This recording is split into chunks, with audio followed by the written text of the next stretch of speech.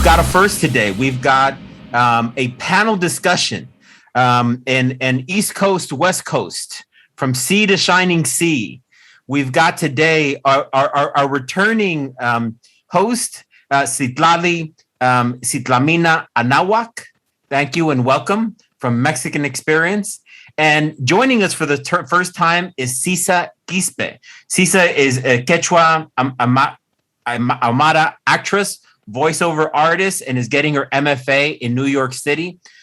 Sisa is on TikTok. So is Citlalli. And Citlalli and Sisa did a Instagram show live. And why bring kind of folks together, right? And part of the reason is, you know, there is a colleague. His name is Ernesto Mireles, and we're going to be reviewing his book. And it's called Insurgent Aslan. And he said something very important in his book that I think both of you would agree to. He says, we want to build a think tank, virtual in nature for now, to enable population to organize its cultural and intellectual needs to survive into the next half century. It is important for this population to survive and flourish.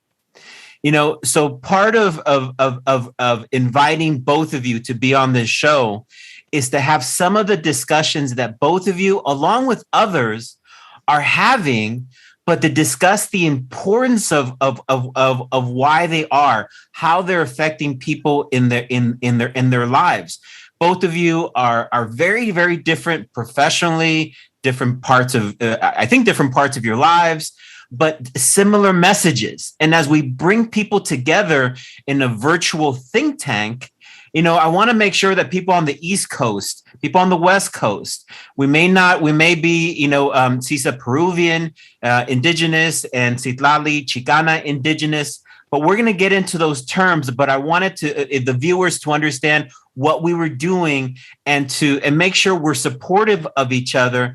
And people always say, you know, brown folks are always dividing each other. No, we're not. You know, 95% of us actually cooperate. You know, so as we get into that discussion, I'm going to sit back and I'm going to ask questions. And, the discussion is going to revolve around identity. As a political scientist and as an attorney, a lot of folks will tell me, Gabriel, identity is so 1960s. We're done with that issue. It's not important. And I thought to myself, well, when you look at the issues our communities are facing, right? We don't have enough doctors. We don't have enough engineers. We're not in media.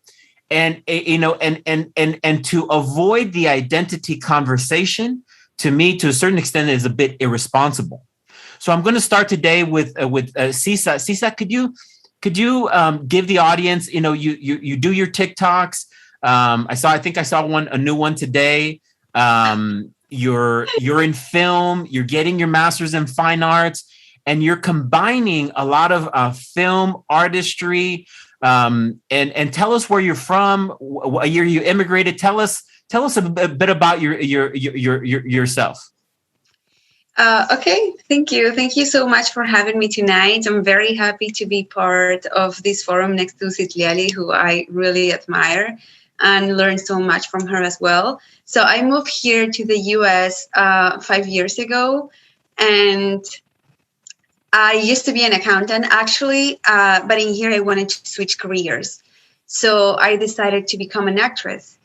Working as an actress and as a voiceover artist, I realized that there was not enough representation for Indigenous people.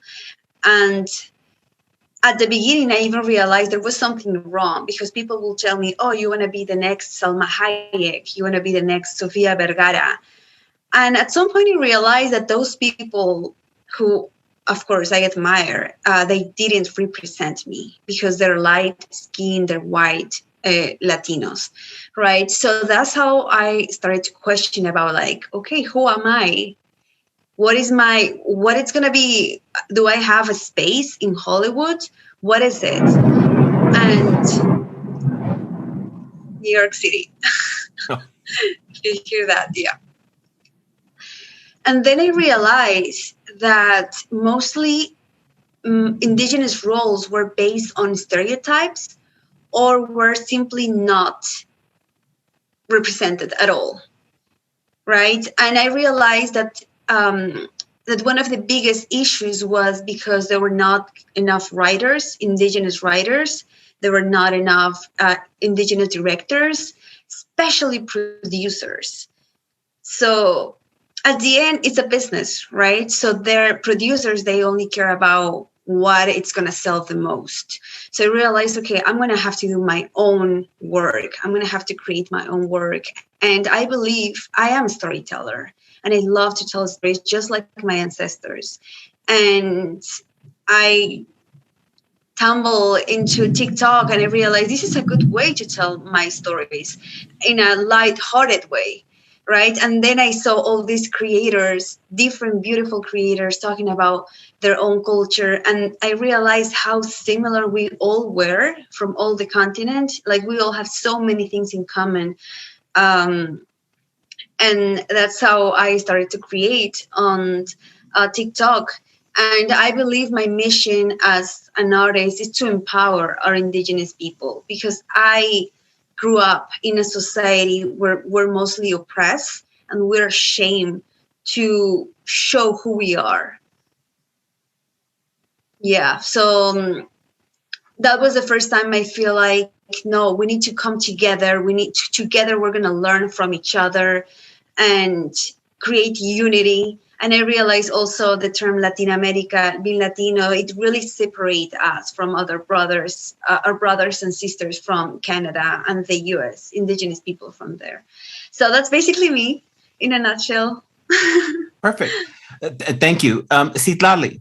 So in the discussion, and what's interesting is that, Citlalli, Sisa, 5 years, into the United States, really came into the central discussion that Chicanos have been having about identity, right? Mm-hmm. So, how does it feel? Because, you did an interview on Instagram, right, with Sisa. Mm-hmm. So, how are you seeing the development of the identity conversation evolving? And it's just not focused on Chicanos or Puerto Ricans. It's indigenous communities throughout the Americas are questioning mestizaje, Latinidad. Why? And I wanted to, also as women, how do you see that discussion evolving and growing? Thank you. Thank you very much, Gabriel. Sisa, saludos. I'm honored to be here and sharing space with you. Gabriel, thank you for having me back.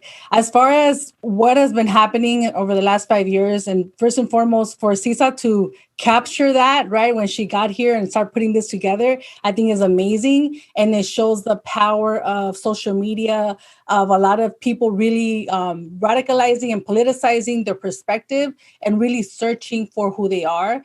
And honestly, doing this work for 24 years and noticing the complete, I would say, like uprising in these activities and these discussions, I will have to say and point it to the Trump era. I think the Trump era really radicalized people, really got people, to think about who they were, because we were being attacked left and right. It was a daily conversation. So I think that really made us self-reflect. And then following, here we have the pandemic. So we're having access to information. We're having a complete blow up of, the digital age, where there's archives that are digitized, books are digitized. So I think this massive wave really is coming together in a way that really blurs those lines and really dismantles those borders that are saying, oh, we can't identify with people from Peru. It's a different experience, and people from El Salvador. But really, we're starting to look at the bigger picture. And I think that's why people are questioning all of these temporary, pan-ethnic terms, right? Colonial terms that really don't do a service to our people as we're looking at the continent, we're looking at the indigenous experience. And I think that's something that is really telling when we're looking at social media, when we're looking at the fact that there's all these articles coming out now. Telemundo does surveys, Univision does surveys. So it's striking a nerve in people's marketing schemes and how they're choosing to address us. And I think it's showing a collective resistance that we haven't seen before. It's always been there, and Gabriel, you probably more familiar with this, but there's always been a resistance to these terms. There's always been a pushback, but to see it in such an energized way, I do want to say that that is something new. And I think the whole aspect of social media is really, really helping that movement so that we can stop being colonized through these terms, so that we are celebrated for our diversity, for our diverse, complex identities, and celebrated and being embraced for who we are, not thrown into all these categories that we have no power in saying, but really reclaiming who we are in a way that's continental, in a way that's global. Because again, we're starting to question all of these structures and all of these systems of knowledge that brought us with these terms. So, one thing that, I went to college in the early 90s. And there was this kind of acceptance, right? We were told we could not call ourselves Chicanos. During that time period, Sisa couldn't call herself Peruvian, right? We were told you must be Latino. And I have to admit, for about 25 years, we were kind of moving along. There was, some questioning, but all of a sudden in the last 3 years, there's been new terms that have been popping up, and all of a sudden the discussion that I stopped engaging in when I was 20, now with 48, it's back. And Sisa, you as an immigrant woman, was this an issue in Peru, or was this an issue when you came to the United States? Is there something happening in the United States that the issue of identity is so apparent that you picked it up right away? Actually, I believe my identity crisis started back here in the US when I saw kind of like the Black Lives Matter movement, and that just started to make me think about like who I really was. Because as far as I knew in Peru, they just told us we're all mestizos. So I believe I was just a mestiza woman. And then I didn't really believe I was Latina. I believe like it was just like a marketing strategy to sell music, because, like all the reggaeton, and I was not really a fan of reggaeton back then. So I realized it was just like a marketing strategy. But when I came here, everybody was like, oh, you're Latina, you're Latina. So it's like, okay, yeah, I guess I am Latina. But all these little things like the Black Lives Matter movement, also the fact that I was looking for my own voice as an artist and the message I wanted to give to, the world, is how I started to questioning my identity, which was like a mestiza and being Latina. It's interesting because, like I said, for years, I was a Chicano studies major, proud of it. I teach in Chicano studies. And I have to say, I've switched from using Latino to brown, and I've just started to say directly, I'm either Chicano, Mexican American, or Mexican, because of what I've seen as an imposition, like people who aren't even of the ethnicity choosing to make decisions for us on that. And Citlalli, you've been at this for a while as well, right? So, you've been there when no one was discussing it. So, what, now that you have, all of us kind of paying attention, right? Where do you think this is headed? And let me add this. I think there was also, and Sisa, tell me if I'm incorrect, and Citlalli, is that January 6th, I think, changed. There's two things that happened in the last 12 months. The Black Lives Matter movement of summer 2020, and also January 6th. When you immigrated, Sisa, and our entire lives, Citlalli, because I was born here too, and we saw the United States as extremely secure, that no one could attack the capital of the United States. No one. And if you did, police officers wouldn't be killed. And, so there's a lot of questioning now, as to, well, wait a minute. We thought that the United States was secure. And as we're seeing in the next few years, there's insecurity coming with the coming elections. So as we're having this discussion goes from the back burner, to be honest, to the front of the conversation. What's the development that you've seen, and why do we need the discussion, Citlalli, with regard to identity? How is it connected to the everyday lives of brown indigenous folks? Wow, powerful question. No, well, first and foremost, I definitely agree with how critical those actions were January 6th. And I think coming after, the massive movements of Black Lives Matter, I think that really exposes how fragile this country is, and how the rhetoric and the policies and the racism of white supremacy is really vibrant in this culture. I think before Trump, people thought, oh, people are not that racist, it's not that bad. And then we have this Trump era, which completely unleashes, this rhetoric in the open. And so we see January 6th, where it's an open, in other countries, people would be in jail for life for what they did on January 6th, right? But the way they were treated really exposes white privilege and white supremacy in a way that people have not seen before. And I think they were negligent to try to see it. They're very doubtful of how powerful white supremacy is in this country. But I think at the same time, I think it's a perfect moment for us to say, this is exactly what we're talking about. There is a danger in the rhetoric of white supremacy, terrorism. There is a danger in these illusions of supremacy, because it really, makes everything fragile. It really disconstitutes everyone's power. It shows that there is a lot of work to be done. It shows how a lot of us really have to question these systems and these structures. And it's like, this happened overnight. It was so easy for them to do that. So what does that say about the protection of all people of color in this country? If they were able to do that and get away with it, to me, I'm worried about what is going to happen. Are they going to be doing other actions like that?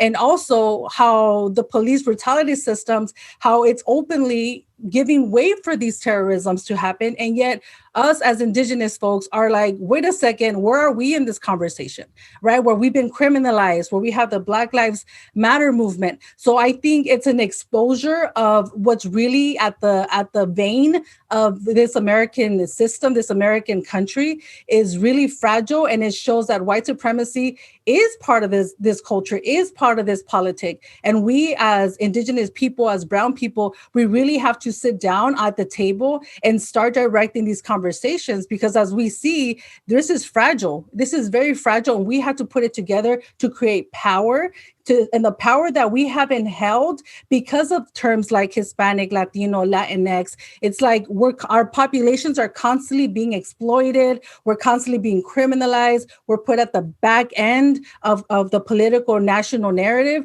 but we really have to centralize ourselves. And I think more than ever, this is an attack on us as a people, right? If we don't come together and, like you're talking about, create this unity and protect ourselves, celebrate ourselves, and most importantly, have these crucial conversations that people don't want to have. They're uncomfortable conversations because it's pulling away, like critical race theory, pulling away this mask of, oh, everything's okay, it's the United States, this euphemistic, view of American culture. And I know Sisa has talked about this before. So I think it's an opportunity for us to really reclaim the narrative and say, no, we've had it. We're not going to participate in this. We really want the power back. And these are the reasons that we're doing this. And this is how we want that power back. And part of it is through the terms. Citlalli, what is the term that you prefer to be called? I call myself, at this point, I say I'm racially indigenous, culturally Chicana. And it all depends on context. I'm indigenous. I could be called Mexican. I could be called brown. It really depends on the context, And I think, like you had a conversation with Abad this morning, and similar situations, right? Like it depends who I'm talking to. Depends where the conference is, who the students are. So I say, yeah, I'm indigenous. And then they ask me where from. Oh, from El Grullo, Jalisco. So it really depends on context. But I'll say, yeah, I'm indigenous, culturally raised Chicana, racially indigenous, and I'm reconnecting. I'm a reconnecting Native person in occupied America. So as a faculty member, I always believe in what we're doing we have to model for others. Sisa, what do you prefer to be called? And the reason I'm asking is because just like we're being told, you know what, do not assume, don't put a name on me, right? We have to model for folks to say in our interviews, ask people, how do you want to be called ethnically? Sisa? Ethnically, I just say Quechua-Aymara. And then if I'm talking, I don't know, with somebody from Europe, I just say Indigenous, Peruvian, and that's it. Okay. So, Sisa, you reached out to actually, you kind of started this conversation without even knowing. You reached out to Citlalli for the interview on Instagram, correct? Yeah. Okay. Yes. The reason this becomes important is because the discussion of identity and Chicanismo, Indigenous, normally that's a conversation was in the Mecha conferences and in left, leaning conferences. Correct, Sita? I think you can acknowledge that, right? And you're an actress.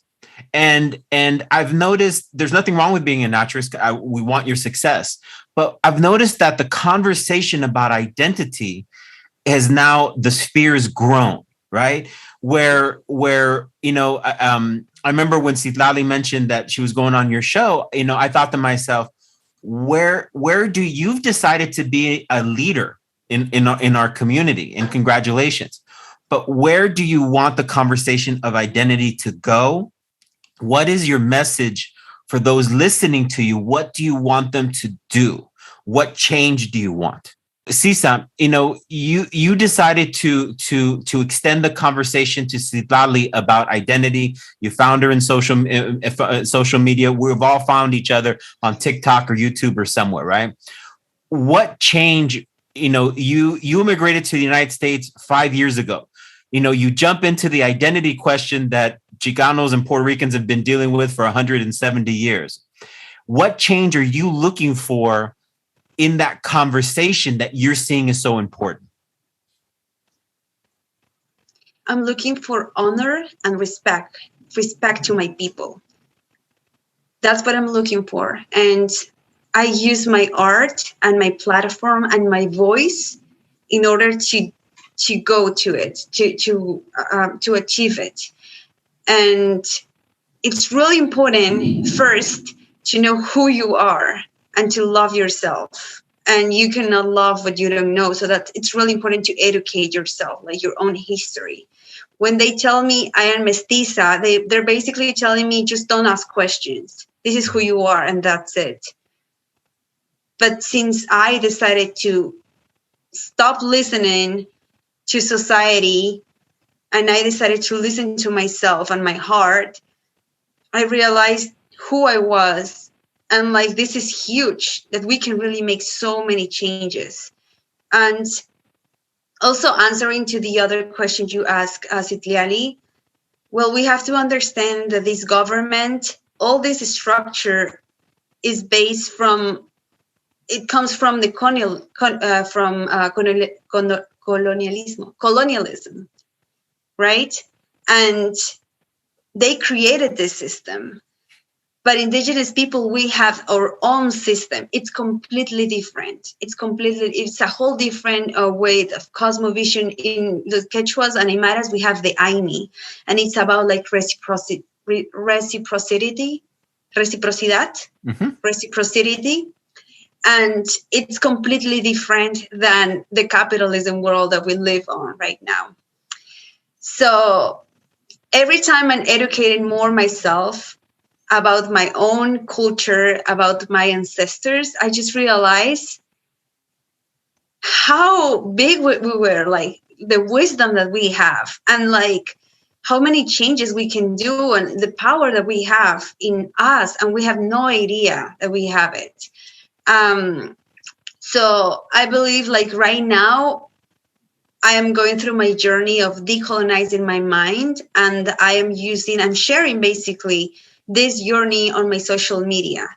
And the reason I invited Citlalli in the past and other creators, it's because I've realized that most of the history written in books is from a colonialism. This is who you are. You were like savages, right? But then I realized that that is not who we are, and that is the same happen with our Indigenous brothers and sisters from the U.S. and Canada. So I decided to create this little, series called Native Voices and educate ourselves together. Who better to tell Indigenous stories than Indigenous people? So, Citlalli, the journey on expanding on what Sisa just mentioned on the journey of decolonization, and please, when I ask one the question, please the other feel free to always jump in or answer it as well, as I mean the questions for both of you. Is the process of decolonization, and I was thinking about it, and we make a natural assumption that the majority in brown communities don't agree with colonization. And I thought to myself, I'm not necessarily sure communities understand the colonization process. So as Sisa mentioned, the journey of decolonization, it's more complicated even than I initially thought. On what that means as for everyone as individuals, right? So what have you seen about the what does decolonization mean for an individual who's watching us, right? What can they do next to understand a process and get onto that journey, assuming that when they have that information, they even want to get on that journey? Right. Though for decolonization, like I always tell people, it's multifaceted and it's different for everybody. Everyone has a different, relationship with colonization. Some people, and you're right, and I always remember there are millions of people that don't know this perspective. So when I create content, I am always addressing and I'm always thinking about that person that knows that there's something going on, but they don't have the vocabulary yet. They can't articulate it yet. So those are the people that I have in mind when I create content. Now, speaking of, are people in agreement or disagreement? I think our consent to colonization has been manufactured and it's been produced socially through all these laws. Like I've mentioned before, there's actual laws from the Spanish Crown forbidding, indigenous knowledge. So where we are today, the way we view ourselves and our ancestors, it's really, the product of generation upon generation of many of us being, persecuted, being publicly executed, laws passing to forbid this knowledge. Laws as recent as 2010, Gabriel, with the work that you have done with the Tucson Unified School District, like these laws are attacking who we are as a people. And so for us to have conversations with our community, and some of our community, they don't know that they're in disagreement, because the norm is we have to be thankful for the Spanish conquest. The norm is, oh, gracias por ellos, estamos bonitos. The norm is on Spanish speaking media, Univision, with all that racism. So there isn't a counter narrative that's being presented. And that's why I always think of those people like, no, decolonization is different for all of you. For me, I'm speaking about as an uprooted, Mexicana from Mexico, whose third great-grandfather was the last to speak Nahuatl. That's my experience that I'm bringing to the table. Now, other people, are still speaking their indigenous languages. Some people haven't been displaced. Some people have been uprooted, later than I have, maybe 5-6 generations ago. And so I think it's really important to honor everyone's, intention and journey, and saying, you know what? The way I'm choosing to decolonize is not going to be the same for Sisa. It's not going to be the same for someone that's in Guatemala, right? In an actual, in a community. And so what I tell people, be mindful of that. And also what decolonization means to me, it's really, like Sisa had mentioned, it starts with yourself. Like, how do I unprogram my thinking? How do I stop hating who I am? How do I stop making fun of our darker skinned relatives? How do I unbrainwash this thinking of white supremacy that has been socialized in the cartoons, even where you have blue eyes everywhere. Europe is a standard of beauty. Like it's a shift away from Eurocentric thought and really trying to find an indigenous perspective or many indigenous perspectives to say, no, there is another way to see this world. There's another perspective through which I can enrich my life that doesn't center European experience, that doesn't centralize that European narrative. And, if I could quote too, like ethnic studies is a great example of this. When we say, oh, what's the point of learning our history? Why does that matter? We look at studies that they've done that it scientifically proven, it's studies that's been done that when you know who you are, when you have a strong foundation in who you are, you make better choices, you honor yourself, you succeed in other realms of life. It's not just this rhetoric, right? It's real tangible results and consequences for not knowing our history. We're looking at economic success. We're looking at having control of our communities, having power in how histories are told. So it's not just like this fantasy or like idea that people think it is. It's really tangible. It's really concrete.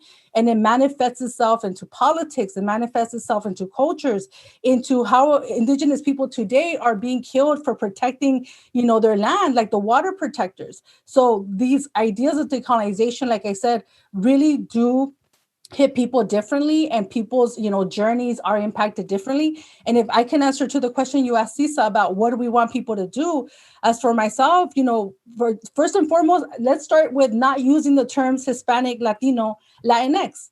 That's something we can all do, right? Let's resist colonization there. That's something we all have the power to do that, right? When you fill out a job application, when you're going to the hospital, when you're filling out a library card application, do not mark Hispanic or Latino, right? Mark what you're comfortable with. If you're from Peru, if you're from Bolivia, if you know your indigenous community that you come from, claim it, put it on that form. Right. So these are little ways people think, oh, it doesn't make a difference. Yes, it does, because all of that information becomes part of a system, becomes part of data, becomes part of systems that control our resources, our lives, our narratives. And so I want people to know we have a lot of power, right? We're the sleeping giant. And thanks to this conversation that we're having is showing that we have a lot of power that's going to come our way, but we have to be ready for it. We need to be honored. We need to be embracing who we are and not let anybody else exploit our demographics, right? Because this is who we are. And we could very easily, and people think, oh, it's crazy. It's going to be a big revolution. How is this going to happen? And I tell them this happens every day.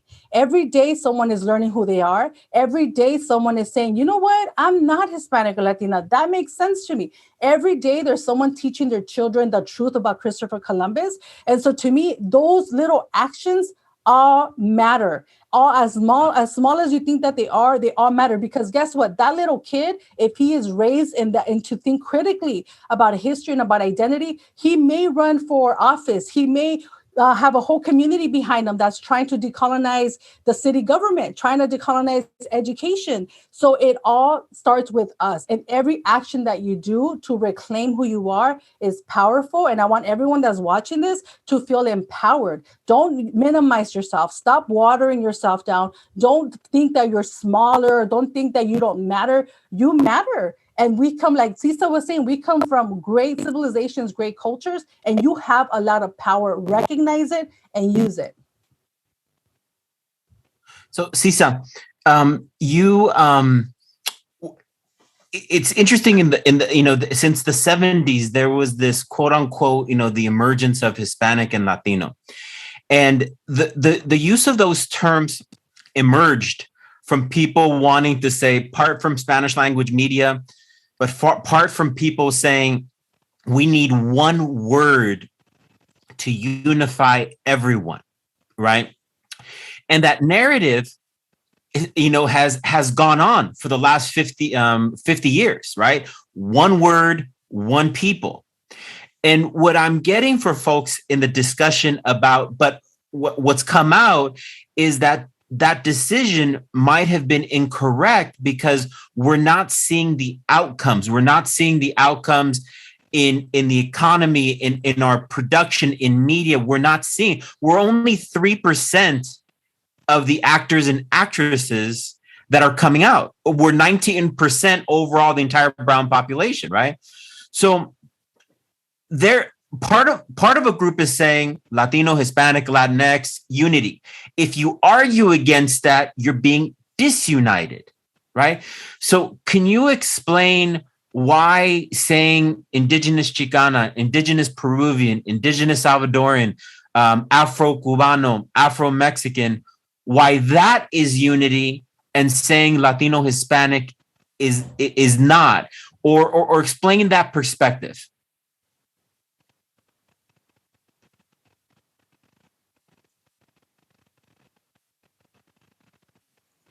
Hello? Yes. Okay, now you're back. Okay. I was actually reading the article you shared with us, and I agree with many things. And one of them I want to mention, which is like, I don't really have too many things in common with this Latino community besides the reggaeton and the music that we grew up listening to. Truth is, and I shared this yesterday, a couple of days ago in my Instagram live, I feel a deeper connection with my indigenous people, Quechuas, Aymaras, Amazonians, Mapuches, Mixtecos, con todos ellos, with all of them, more than my fellow Peruvians who are like white Peruvians or who are like mestizos. Because truth is, in Latin America, there is so much racism, so much, it's so deeply rooted, and it doesn't admit it. There's so much anti-Blackness as well. And I feel like just by saying, yeah, Latino is like giving permission to everybody to use our culture without any accountability. I was just saying, like there is a lot of, what is Latinidad? What is Latino culture? I'm speaking about Latin America. What is it? What is it without? Why we don't see indigenous people, Africans, descendants, representing Latinidad? When Latinidad is found, like basically this culture has a lot of indigenous food in everything. So it's so wrong. It's just so wrong to use Latinidad. And as I say, I have a deeper connection with somebody who's indigenous than somebody who claims to be Latino. And one of them is because racism. Most of my life, I suffer from racism. People making fun of my my indigenous feature, especially for my last name. Most of my family, they have to change their last name because of shame, or because they couldn't date many people, or because of work. You don't want to you don't want to sound indigenous. I was about to do it too. So I don't feel a connection with people who shame most of my life, who oppress me most of my life. I remember moving to the US and being in the airplane and saying, wow, this is such a good feeling. Like nobody knows that my last name is indigenous in the US. Nobody will judge me because I have an indigenous last name. It's real. It might sound something like not too important, but it was that important. It is important.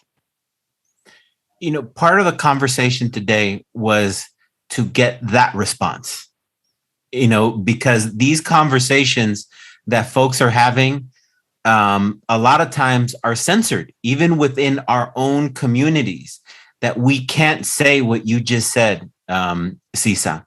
Thank you for that. Citlalli, could you address that as well? And while you address that, the final question is going to be, we're about to hit the 500-year anniversary of the fall of Tenochtitlan, the first indigenous capital, outside of Santo Domingo in the Dominican Republic and Hispaniola, that fell. Could you address, that issue, that the question I addressed to Sisa, then also the final question will be about Tenochtitlan and potentially what does that mean? Definitely. Well, first, to answer the question you posed to Sisa with Latinidad, I always tell people Latinos are, it's the Roman language, it's Southern Europeans. So to define a group of people in the majority for speaking a language that was forced on our ancestors, first and foremost, is using colonization as a driving force of the factor that identifies these populations. And there's many other reasons why we're not Latino. And I tell people too, there is no Latino community because as far as using language as a driving definitive factor is false and it's pro-colonial, because what does a white Argentinian have to do with an indigenous person from Guatemala or indigenous person from Peru? The fact that they speak Spanish and maybe have a Spanish surname, again, the marketing system is exposed when we reject these terms like Latinidad. And like Sisa was saying, it's completely anti-Black.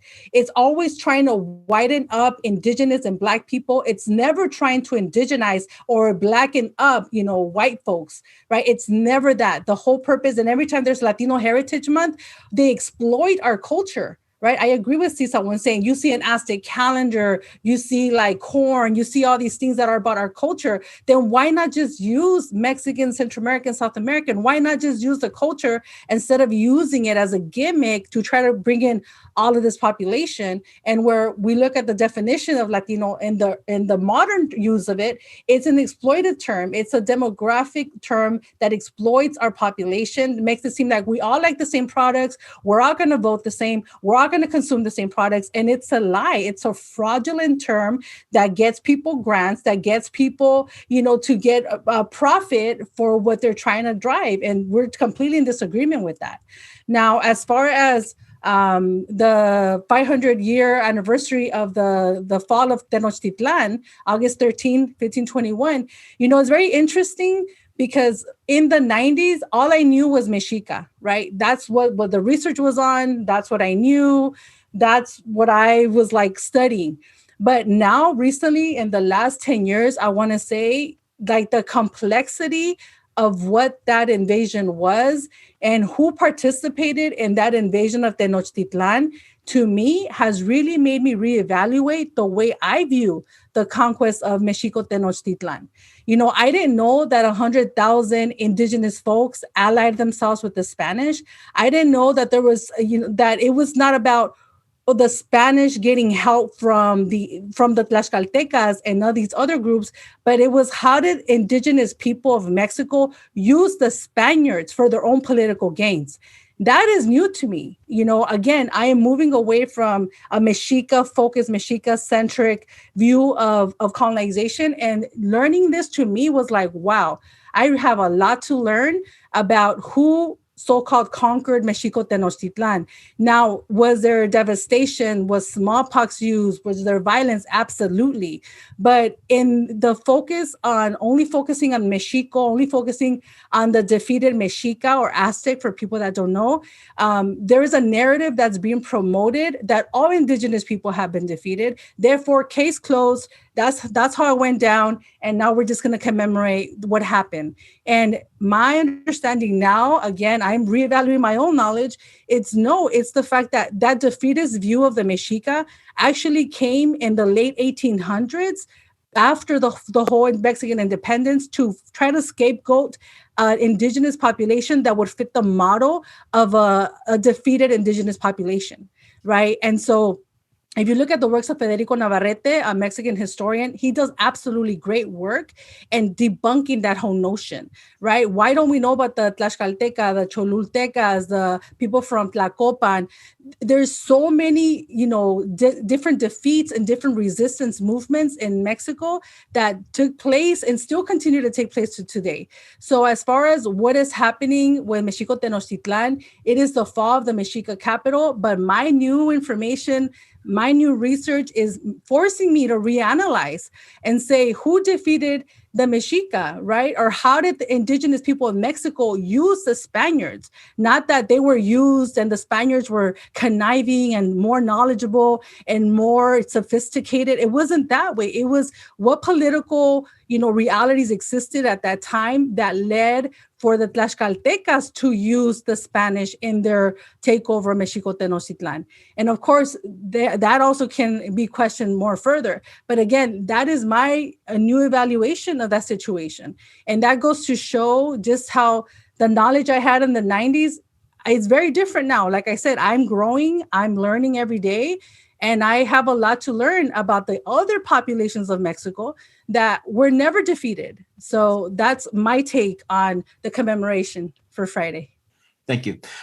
Sisa, would you like to say anything on the commemoration before we go into some closing thoughts? I'm actually just learning about it, but I'm going to keep learning. But this is something new for me as well.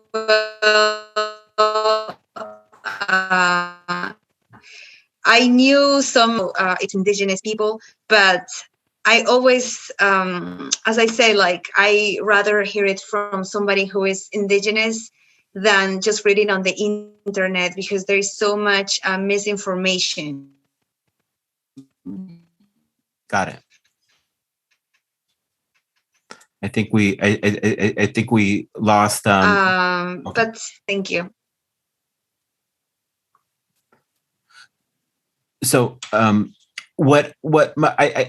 think one of the things that we wanted to have a discussion today was bringing up and just sharing those narratives that both of you. So as people see you in TikTok and Instagram, and I want to thank both of you for sharing really what going deep into what some of the issues of identity, that they're not simple, they're complex, they get into everyone's soul, and again, I want to thank you, Sisa, I want to thank you, Citlalli, because both of you in that discussion, others are watching you.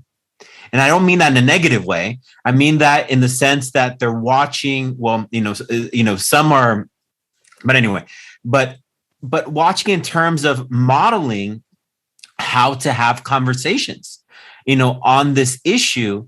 And the fact that, you said, Sisa, you had, people, forcing to change your name and having to hide, right?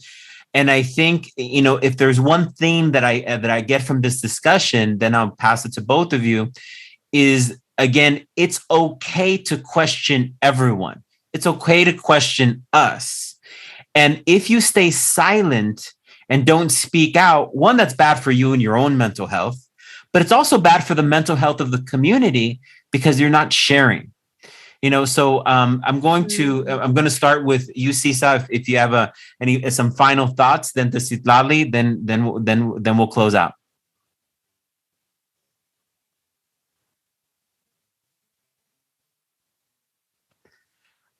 I think we'll probably go to Citlalli first. Yeah, well, I wanted to share with you that a couple of years ago, and I just remember this when Citlalli was